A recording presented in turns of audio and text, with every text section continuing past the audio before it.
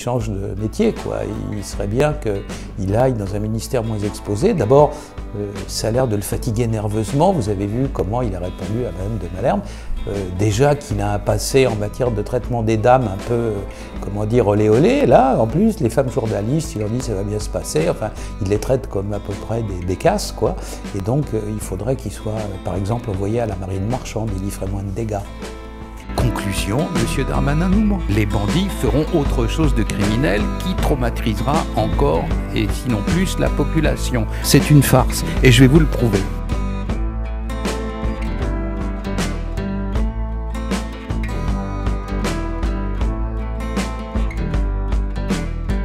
Est-ce que l'insécurité dans sa globalité a baissé sur le territoire national suite à ces 5 ans d'action de la majorité d'Emmanuel Macron ? Alors, je vais commencer par nuancer vos propos parce que Darmanin était lancé dans une espèce de voie de mensonge absolu à la Corée du Nord tellement grotesque qu'on a dû lui intimer le silence parce que depuis son algarade avec Madame de Malherbe, là, on l'entend plus trop. Hein, c'est-à-dire qu'avant, il disait « mais non, mais ça n'a jamais été aussi bien, mais regardez ça, on a fini, on n'a plus un problème, etc. » Et donc, ça faisait tellement un contre-effet, ça choquait tellement les gens, parce que ça correspond exactement à l'inverse de la réalité qu'ils perçoivent, qu'on a fini sans doute par lui dire « bon, tu t'écrases, essaye de faire discret, voilà, te fais pas trop remarquer. » Alors, en ce qui concerne l'opinion des Français sur le quinquennat de Macron en matière de sécurité, coup sur coup, il y a eu 2 grands sondages.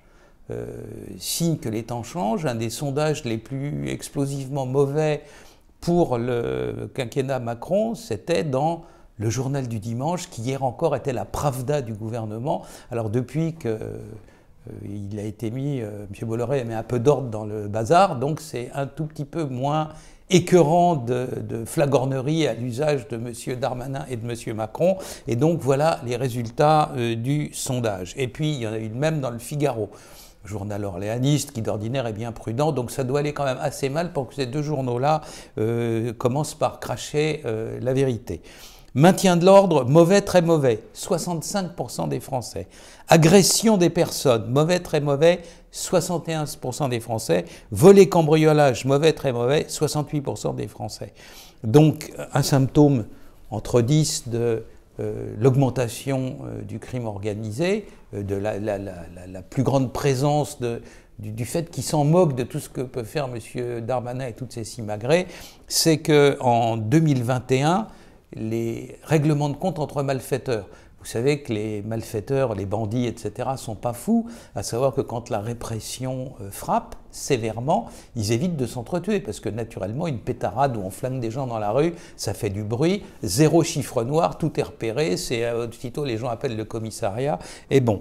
Donc, vous allez voir à quel point les rodomontades de M. Darmanin laissent les bandits indifférents. Entre 2021 et 2020, nombre de règlements de compte avec des morts, plus 46%. Donc 1 ou 2%, c'est déjà sérieux parce que c'est en plus naturellement de ce qu'il y avait auparavant, c'est pas à partir de 0. Mais 46% à partir des flingages qu'il y avait déjà en 2020 et 2018 et 2019, c'est quand même important. 80 assassinats entre malfaiteurs en France, dont 40% dans les Bouches-du-Rhône et à Marseille. Donc ça veut dire que l'espèce de camping, de visite, de tourisme anti-criminel supposé et factice de M. Macron et de M. Darmanin n'impressionne pas du tout les bandits qui s'entretuent comme auparavant. Alors ça, c'est le premier point. Deuxième facteur, 1 degré en dessous, c'est-à-dire pas la Kalachnikov, mais le lynchage, l'agression, ce qu'on appelle la violence sociale, ça s'aggrave en France. Dans les quartiers hors contrôle et alentours, jusqu'au centre des villes, y compris maintenant moyennes.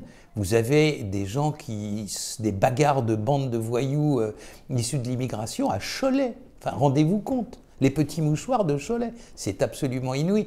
Alors pourquoi? Parce que pour éviter que ça se voit trop, ils font des petits paquets qui dispersent partout. Et bien une fois que les petits paquets sont arrivés sur place et qu'ils sont familiarisés, que font-ils? Ils se battent entre eux pour les points de deal, pour la drogue, pour ceci, pour les marchés aux voleurs, etc. Donc, y compris dans les villes moyennes, véhicules brûlés, pneus crevés, trafic à même les rues, incendie de conteneurs à ordures et incendie de mobilier urbain, rodéo nocturne, agressions et menaces de passants, etc.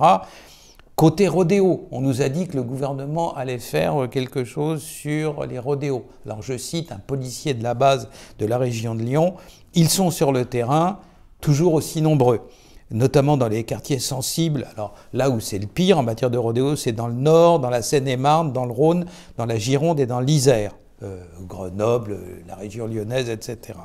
Multiplication des squats et des bidonvilles, pas à 100%, mais qui sont souvent criminogènes. Et enfin, dans la zone gendarmerie, les petites villes, la campagne profonde, le nombre de coups et de blessures volontaires et des cambriolages s'aggrave chaque année. Les cambriolages, on reviendra dessus tout à l'heure, parce qu'il y a eu quand même l'énorme tricherie du ministère de l'Intérieur qu'il faut une fois de plus souligner, car la base de la pédagogie, c'est la répétition. Alors justement, comment est-ce que le ministère de l'Intérieur maquille ces chiffres? Comment ne donne-t-il qu'une partie des faits? Alors, de deux manières. D'abord, il y a la frime. Et la frime, elle porte surtout sur le trafic de stupéfiants. Lutter contre le trafic de stupéfiants, c'est extrêmement simple pour un ministre de l'Intérieur, puisque ce qu'on publie, c'est les résultats du travail du ministère. C'est-à-dire que les homicides, eh ben, on est obligé de tenir compte du fait que des gens A ont tué des gens B dans la rue. Donc les assassinats, ce n'est pas le travail du ministère. Mais quand on dit on a arrêté X personnes qui vendaient de la drogue, c'est le travail du ministère. C'est les actions entreprises sur l'initiative des services. C'est ça, c'est-à-dire que si vous envoyez 1000 patrouilles dans la rue au lieu de 500, vous pouvez dire j'ai doublé les résultats, c'est bidon, parce que bien entendu, les dealers ne vous attendent pas, ils passent dans la rue d'à côté, etc. Donc là, alors les chiffres d'abord. Là, on a vu que 65%, 71, 68, là, la lutte contre la drogue, 76% des Français considèrent le trafic de stupéfiants comme un problème grave et qui empire. Dans toute l'Union européenne, il y a un sondage qui a été fait au niveau de tous les pays de l'Union européenne, les Français sont les deuxièmes pays le plus inquiets de la présence de la drogue et de l'aggravation des trafics dans leur pays, donc parce qu'il y a aussi l'Europe. Le 7 février 2022, dans le Figaro, les sondés estiment très mauvais le bilan du quinquennat Macron en matière de drogue, 73%. Vous voyez, 76, 73, à chaque fois, 7 Français sur 10 trouvent que c'est pas bon. Vanté par M. Darmanin et puis par la préfète de Marseille, on les pilonne, le pilonnage, etc., est totalement factice. La police passe, les dealers restent. Alors, on en arrête un. Témoignage, là encore, d'un policier de terrain. 30 minutes plus tard, dit d'un flic de base, un autre prend sa place. Et ben voilà. Autre policier, les lieux de deal se reconstituent dès le lendemain. Ils n'hésitent pas à nous cracher au visage. Écoutez ça. L'espèce de honte absolue de la police française qui, par peur de donner une gifle à une malheureuse victime de l'exclusion et du racisme, se fait cracher au visage par les voyous et par les dealers. Fin 2021, encore un exemple, coup de poing contre un gros... Alors, dans l'argot des dealers, un point de deal, un supermarché de l'argot s'appelle un four. Donc, intervention contre un gros four de Seine-Saint-Denis. Le lendemain, je cite un voisin, « Il y a des gars qui sont revenus, c'est comme les cafards. » Voilà, quoi. Vous voyez, voilà ce qui se passe en réalité. Les narcos se moquent tant de l'intérieur qu'ils font à présent la publicité pour leur four sur les réseaux sociaux. Ils donnent leurs adresses. J'ai des captures d'écran où on dit cité machin à Nanterre, vous venez au 28 et là vous avez de la bonne dope, on vend moins cher que la concurrence, etc. Si jamais ils avaient peur des descentes de la police, vous croyez qu'ils donneraient leurs adresses? Et ça maintenant, c'est de plus en plus fréquent. Alors, Marseille, laboratoire de sécurité du gouvernement. Je vais scinder avec une autre question pour Marseille. Oui. Alors, il y a une ville qui a toujours été emblématique pendant ce quinquennat. Emmanuel Macron est fan de l'OM. Il a fait un de ses discours les plus importants en 2017 à Marseille. Il a fait une visite à Marseille où il a sorti comme tout bon candidat, tout bon président sortant, le chéquier de la République. Marseille était devenu quelque part la vitrine de cette politique. Quel bilan pour Marseille? Mais ils l'ont dit eux-mêmes. C'était le laboratoire de la sécurité du gouvernement.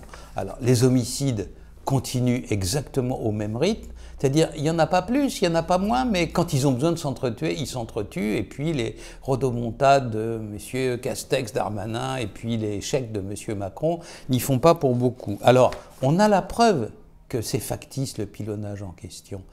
La drogue est une marchandise illicite, mais ça n'en est pas moins une marchandise. Partout et toujours, depuis qu'il y a du commerce, depuis Assurbanipal, chaque fois qu'une marchandise devient plus rare, elle devient plus chère. Si jamais les pilonnages payaient, si jamais on avait capturé énormément de drogue dans les lieux en question, eh ben, la drogue restante, pour que les types s'y retrouvent, les dealers, ils augmenteraient les prix. À l'heure actuelle, le prix des deux principales drogues consommées en France, c'est-à-dire la cocaïne et surtout le cannabis, n'augmente pas. Et même pour la cocaïne, discrètement, elle a tendance à baisser, puisque en 5 ans, on est passé, en gros, vous savez, quand vous achetez à des dealers internationaux, 32 000 $ le kilo de cocaïne, on est passé plutôt vers, à l'heure actuelle, 28 000 29 000. Si jamais il y avait des séries immenses, soit à l'international, soit à l'arrivée dans les ports, soit sur le terrain, elle serait remontée là où elle était il y a 15 ans, c'est-à-dire à 100, 115 $ le gramme et 70 000 $ le kilo. Hein, donc à l'heure actuelle, là aussi, c'est pas bon. Donc maintenant, on va passer à un autre point qui, là, électoralement, est très sensible, parce que c'est les infractions qui exaspèrent les Français. Ceux qui les accablent, ils ne savent pas quoi faire, ils vont voir les flics leur disent « revenez demain, on est déjà complet, il y en a 15 avant vous qui ont la même histoire », etc. Donc premièrement, les vols par ruse ou à la fausse qualité, c'est le faux employés de la RATP qui vient voir en disant on a une tombola, et pendant que la brave dame ou le brave monsieur, ils font ça chez des gens âgés, est en train de chercher son porte-monnaie pour donner 1 € ou quelque chose comme ça, ou je viens de la compagnie des eaux, vous avez une fuite dans la cave, ah ben on va voir, et puis ils piquent tout, ils piquent les portefeuilles, ils piquent les bijoux, ils piquent voilà, etc. Donc ça, c'est d'une lâcheté abominable, parce que ça ne s'attaque qu'à des gens âgés, ou à des gens qui sont un peu fragiles psychologiquement. Et donc ça fait partie des choses qui se multiplient en France depuis quelques années. Ça s'appelle, en langage policier, vol à la fausse qualité. Bonjour madame, alors je représente le maire, je viens pour ceci, je viens pour cela. Deuxièmement, depuis que ça a augmenté, le siphonnage des carburants. Voilà. Donc ça, c'est très grave, parce que les gens essayent de se protéger contre ça, donc ils mettent des bouchons sécurisés, et les types arrachent les bouchons sécurisés. Il y a pour 100 € de carburant dans la voiture, remplacer le réservoir et le bouchon sécurisé, 2000 €. Donc ça met des gens dans des situations dramatiques. On ne peut pas rouler avec une voiture avec le réservoir ouvert qui crache l'essence dehors, etc. Donc ça coûte extrêmement cher, et ça se multiplie partout en France. Vol des pots catalytiques. Dans les pots catalytiques, surtout de certains modèles, il y a des métaux rares qui valent plus cher que l'or, le rhodium, le palladium. Et donc vous avez ça c'est des nomades souvent. Ils renversent la voiture sur le côté, ils piquent le pot avec une scie très rapide, une fraiseuse ou un truc comme ça, une disqueuse, et ils volent avec. Après ça, ils font fondre le truc et ils récupèrent quelques grammes de palladium et de rhodium qu'ils vont vendre dans des pays où il n'y a pas de législation sur le contrôle des métaux non ferreux. Pillage des chantiers, du bâtiment et des travaux publics. Tous les outils chers, la petite électronique, vous savez maintenant, tous les immeubles sont intelligents, donc il faut des tableaux de bord informatiques, des choses, il y a des outils très spécialisés qui sont vendus après ça dans les pays de l'Est. Explosion des cambriolages, et là on reviendra sur la tricherie du gouvernement, et vol en série dans les fermes et dans les élevages. Les agneaux, les chevreaux, les poules, etc., là aussi par des nomades. Rien que dans le département où il y a beaucoup d'élevage de moutons et d'agneaux, c'est-à-dire dans la Loire-Atlantique, il y a eu 340 vols mais c'était une quantité énorme.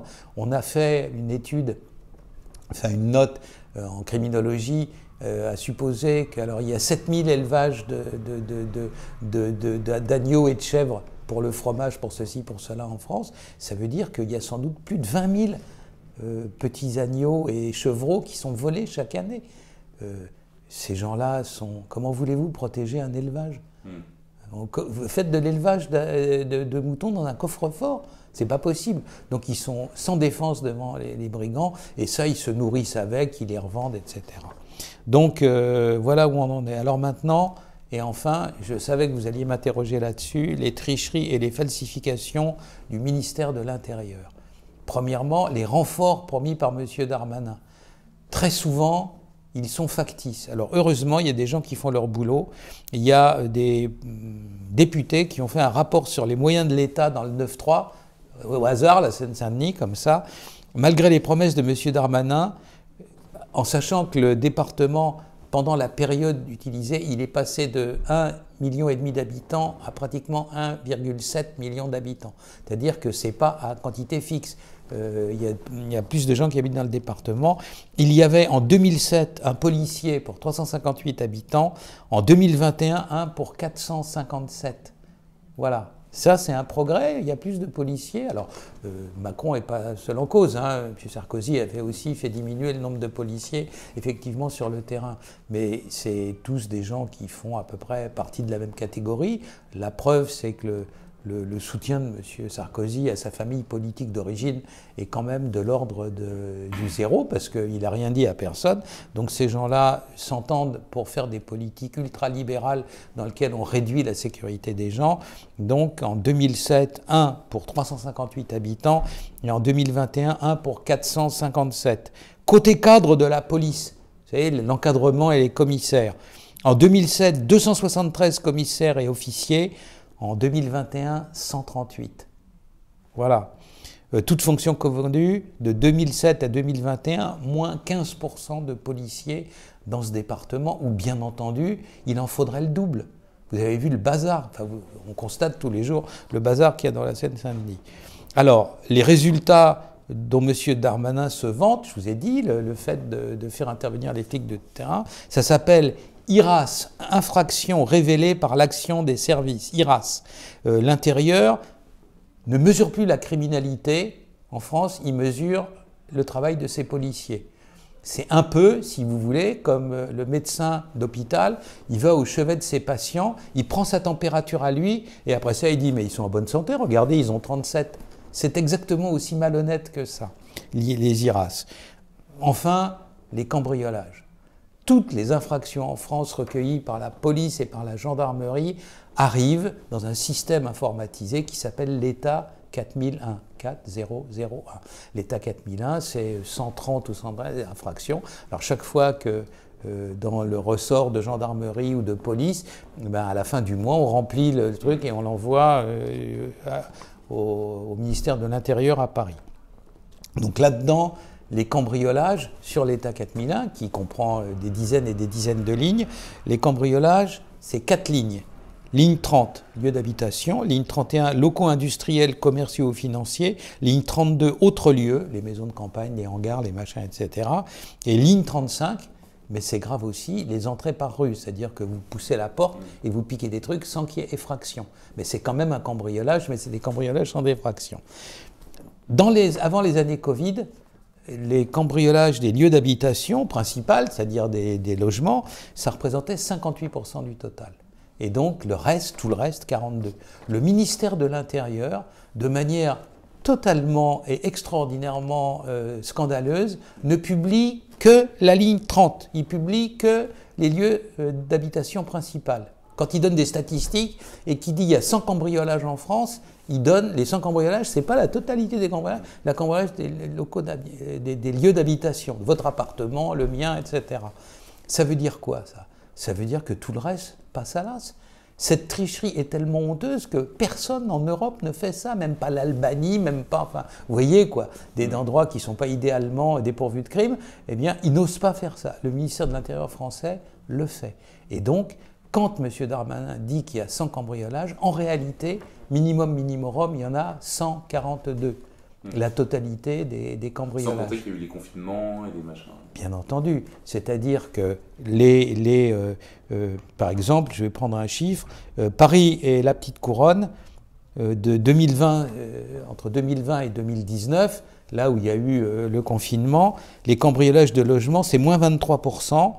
Et donc, et les lignes 31, 32, 35, c'est-à-dire locaux industriels, autres et entrées par rue, c'est plus 40%. Idem dans le Nord, la ligne 30, moins 19%, les autres lignes, plus 28%. Ça veut dire que ce dont M. Darmanin se vante, c'est d'un résultat totalement factice, où il y a eu moins de cambriolage des logements principaux, parce que les gens sont restés chez eux, où ils ont eu la frousse de sortir, plus il y a eu des couvre-feux, plus, alors quand les gens sont chez eux le soir, c'est pas pratique de les cambrioler, plus il y a eu de travail à domicile. Vous voyez donc que tout concourt à faire baisser le nombre d'effractions sur les logements principaux. Et Darmanin dit, vous voyez, on a bien fait notre travail, et le reste qui augmente fort, là 40% dans la région parisienne, près de 30% dans le Nord, il n'en parle pas. Il balaie cette poussière-là sur le tapis. Donc, sans cambriolage dans la bouche de M. Darmanin, ils font un décodeur, c'est 142 en réalité, avec des totaux, si on les compare à différents pays d'Europe, qui sont parmi les plus nuls et les plus tragiques du nombre de cambriolages dans toute l'Union européenne. Pire qu'en Italie et pire qu'en Albanie. Conclusion, Xavier Hofer, sur l'action de Gérald Darmanin? Ben, je pense qu'il faut qu'il change de métier, quoi. Il serait bien qu'il aille dans un ministère moins exposé. D'abord, ça a l'air de le fatiguer nerveusement. Vous avez vu comment il a répondu à Mme de Malherbe. Déjà qu'il a un passé en matière de traitement des dames un peu, comment dire, olé olé. Là, en plus, les femmes journalistes, il leur dit ça va bien se passer. Enfin, il les traite comme à peu près des bécasses, quoi. Et donc, il faudrait qu'il soit, par exemple, envoyé à la marine marchande. Il y ferait moins de dégâts.